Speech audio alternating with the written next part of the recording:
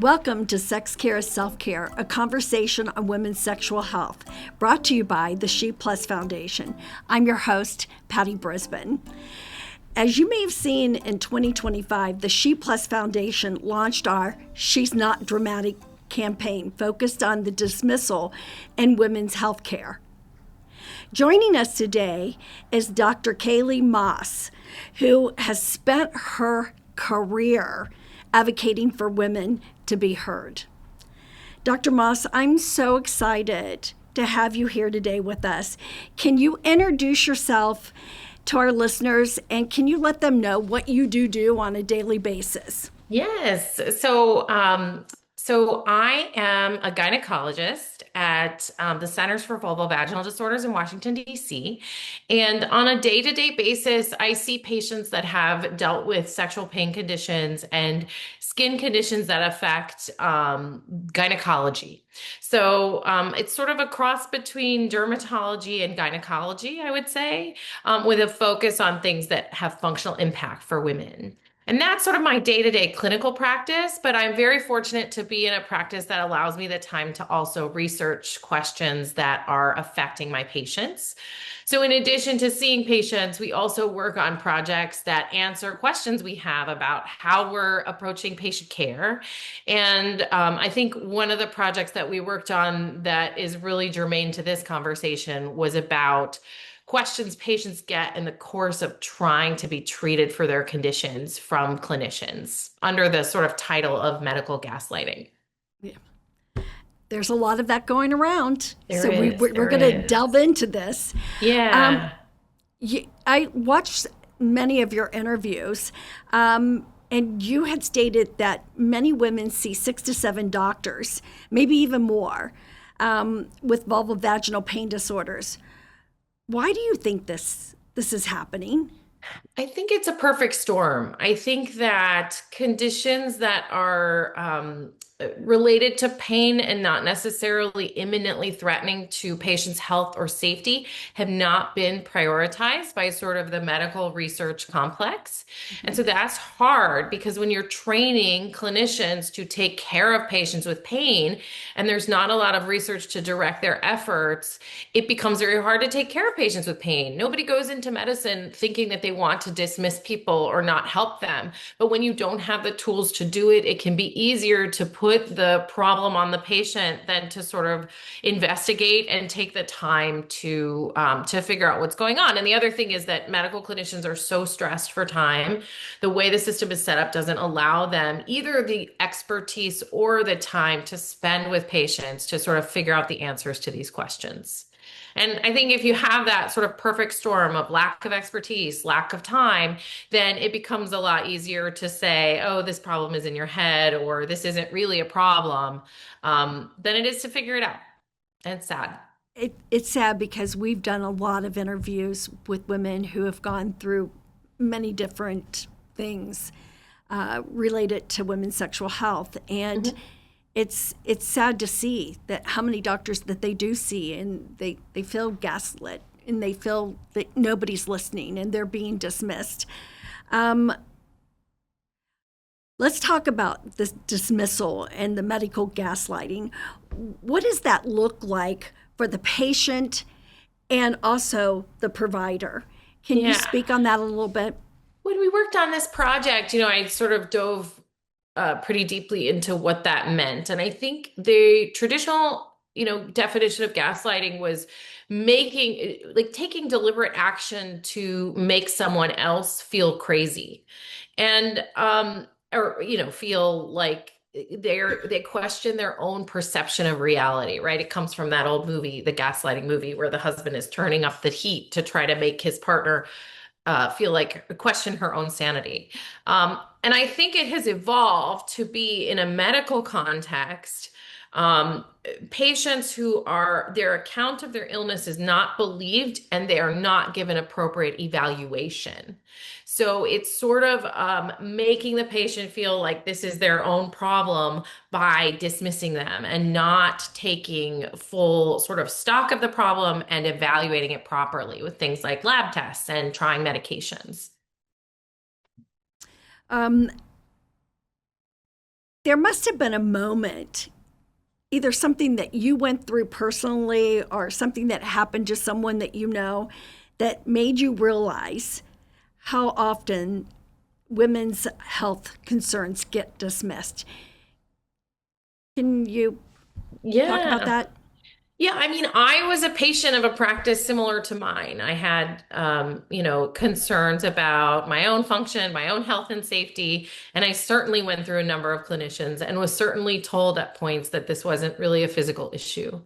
And so I come from that was before I even went to medical school, and so I had that sort of as a background, and then I think over the course of working as an OBGYN for 10 years, you see it over and over. You have patients come to you with an unusual problem or a challenging problem, and they tell you their story if you take the time to listen.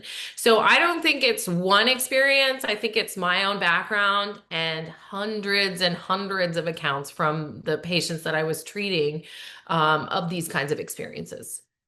I think it makes you a lot more sympathetic when you yourself know what that's like and it feels like, and not being heard and knowing that there's pain, and you feel like nobody's there to listen or help. Yeah, I think it's true, but I think we as humans have the capacity to be empathic, for so many other conditions that I hope that doing this work will mean people who don't have to have these experiences can also sort of open their eyes to this problem. According to the study you co authored, more than half of the patients with vulvovaginal disorders, they consider quitting care. And many of them were even told that their exams were normal. Nothing's wrong with you. You're good. Go. Yeah. Can you tell us a little bit about how this does harm the patient? Yeah, I mean, I think the first thing to say is that the 50% of people who consider giving up care are the people that actually came to us. And so that's probably a biased number. There are probably many more who actually do give up. But I mean, I think it's because if there's limited time and resources to pursue this care for patients. And so if you go to a fourth doctor who tells you there's nothing that they can see that's wrong with you, it's like, well, I guess I just have to live with this for the rest of my life. And I think it's there are unquantified harms that we haven't even explored yet for the people who gave up and just couldn't go on pursuing this kind of care in terms of mental health, loss of time, loss of work.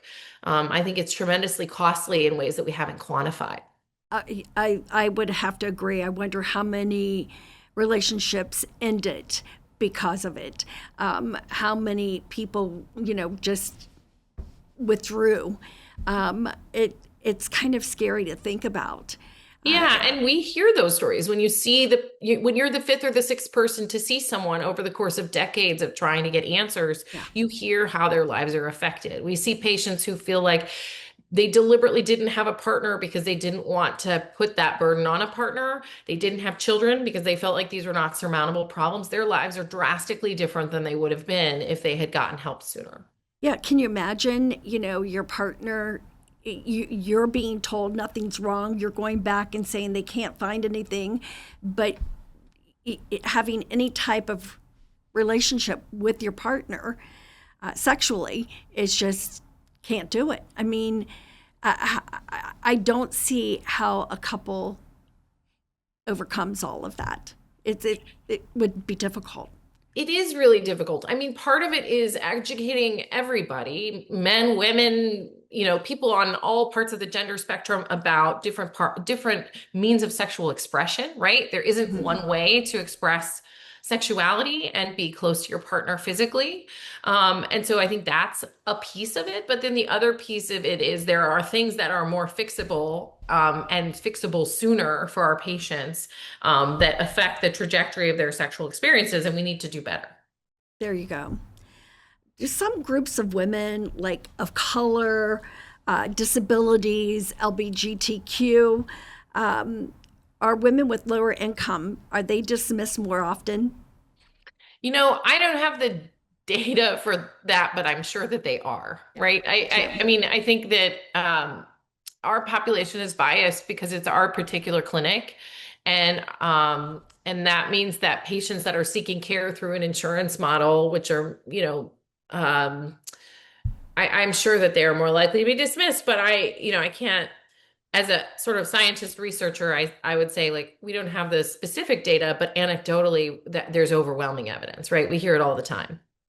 I'm going to ask a question that wasn't sent over to you. So, do you see, what age group are you seeing more often? Are you seeing younger women, middle age? I don't know exactly the age distribution of our practice. I would say we see people over the course of the reproductive spectrum. We see people who are having pain because they've entered menopause and they need hormonal support. We see people who have an early diagnosis of a skin condition that is an autoimmune condition that affects their comfort.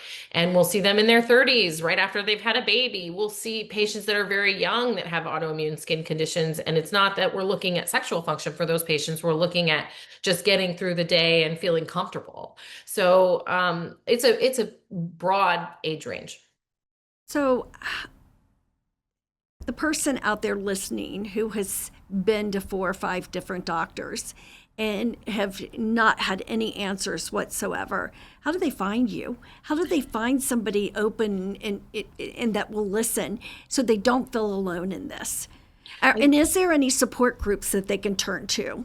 Absolutely. There are really great people who are doing this work, and great foundations. So there's the National Vulvodynia Association, which supported this project. They have grants for research. They have patient support groups. They're phenomenal. There's an organization called Tight-Lipped, that is doing a lot of advocacy for education about genital pain conditions in medical trainees, and also really supportive to the patient population. ISWISH, which is the International Society for the Study of Women's Sexual Health, is a phenomenal organization that has, and all of these organizations, National Vulvodynia Association, Tight-Lipped, ISWISH, and then ISSVD, which is an international study for vulvovaginal disorders, have clinician directories so that you can find someone that has education in this space. And then I also think Jill Kraft and Andrew Goldstein, who are partners of mine, wrote a book called When Sex Hurts, that is a tremendous guide for clinicians and patients, sort of thinking systematically about conditions and how to advocate for yourself and what might be going on. And that book, the proceeds go to the National Vulvodynia Association. It's not a for-profit book, but I think it's a great resource as well. There you go. Based on your experiences, what changes are needed to reduce dismissal? Well, I think education of clinicians, we're now seeing sexual medicine fellowships, which are a new phenomenon in the last couple of years. I have a friend, Sarah Signa, who's at George Washington University, who is running something called the Saga Center, and they are taking in new OBGYN graduates or OBGYN graduates to study sexual health specifically and be sexual medicine experts. And so I think that's tremendously hopeful. And then I think, advocating for more time for patients who have pain conditions when they come into the clinics is tremendous. Advocating with insurance companies to cover the care of these conditions is also really, really important. There you go. What advice would you give someone who feels dismissed or gaslit by their provider? And how is it that they can actually advocate for themselves? Mm-hmm. I think the book When Sex Hurts is such a great sort of like field guide for that type of thing and where to get started. But it's, what I would advise is that it's not fair, it's not right, but you have to keep going until you find someone that listens and is curious. There you go. Yeah, I mean, stay a student no matter what it is. Agreed. Yeah. I always ask this question. Is there anything that I did not ask? I know that there's probably so many things that we did not cover that you want the audience to hear today before we close out.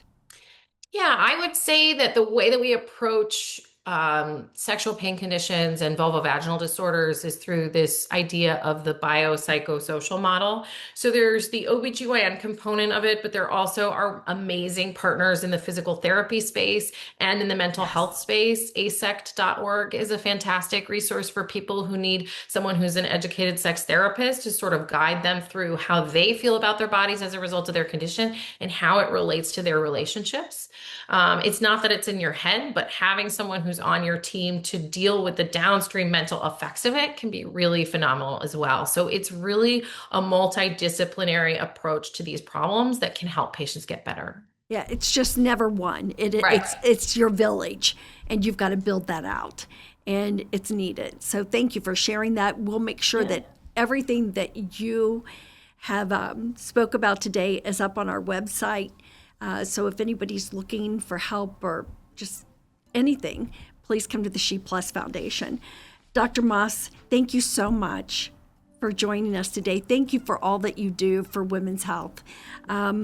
Listeners, you can learn more about Dr. Moss on the She Plus Foundation website. And if you like what you heard today, please rate and subscribe to our podcast. For more information on the She Plus Foundation, go to www.sheplusfoundation.com. Remember, sex care is self-care and sexual health matters. Thank you so much. Thank you. And thank you so much for having me.